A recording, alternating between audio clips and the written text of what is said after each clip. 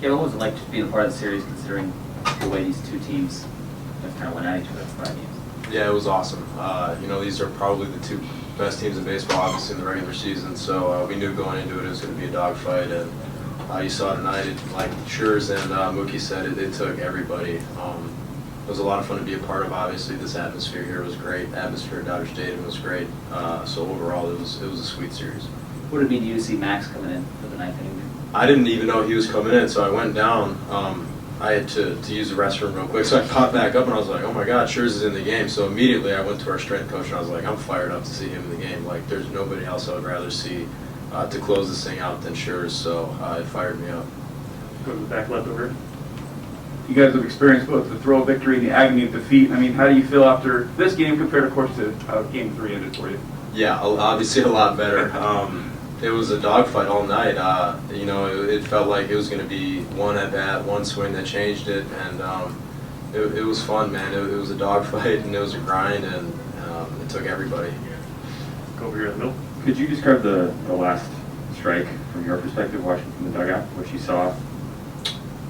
Yeah, I have no clue. I thought he foul tipped it at first, and Will caught it, but I have no comment on it, honestly. Who was the first you saw to emerge from your dugout in celebration?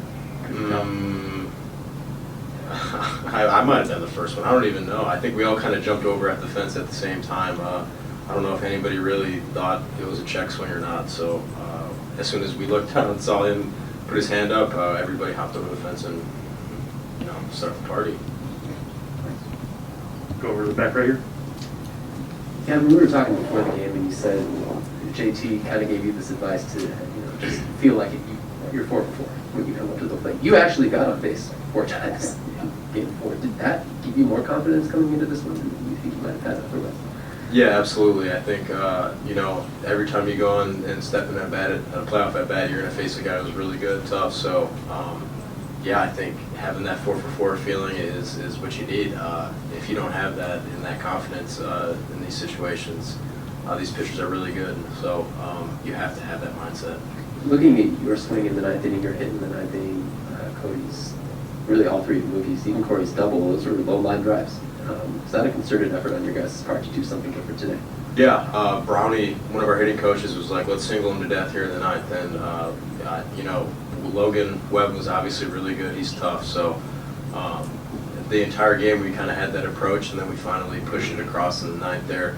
And obviously Mookie hit 4 singles. So that was kind of the approach we had to take, and just grind it out, single him to death, and try to push some runs across. Is Brownie usually that good? He is. He's the man. Go to the front row here. Yeah, I was going to ask, like JP said, about your approach in the night, but I'll mix it up with something on a lighter note. I asked Cody about that GIF you sent him last night. So are you, Kobe, throwing the assist to him, or is he throwing it to you? How does that work, and why did you decide to send it? It's kind of funny. Our handshake before the game, we do 2 claps, and then I throw him an alley-oop, and he usually tries to dunk on Yosuke, one of our trainers. We usually try to find him and set him up. So it kind of goes hand in hand with our handshake, so that's kind of where I got it from.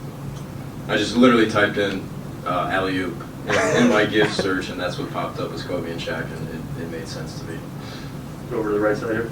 Kevin, did you know Max before he got here, and what has it been like? Have you been surprised by having him around? What does he bring to the clubhouse? Yeah, intensity. You see him step on the mound, and he's a dog, man, and you want to play behind that guy. And I've been on the other side of it, and I've contributed to a bunch of those 3,000 punch-outs he has. So obviously, I'd much rather have him on our side than the opposite. But he brings that intensity and that dog mentality that I think we need. I think our last question in the back left. You guys prepared now, of course, to turn the page, look forward to flying to Atlanta. I guess it's kind of odd that you guys had this many number of wins, and yet you have to be the road team in the next round. What are your thoughts on?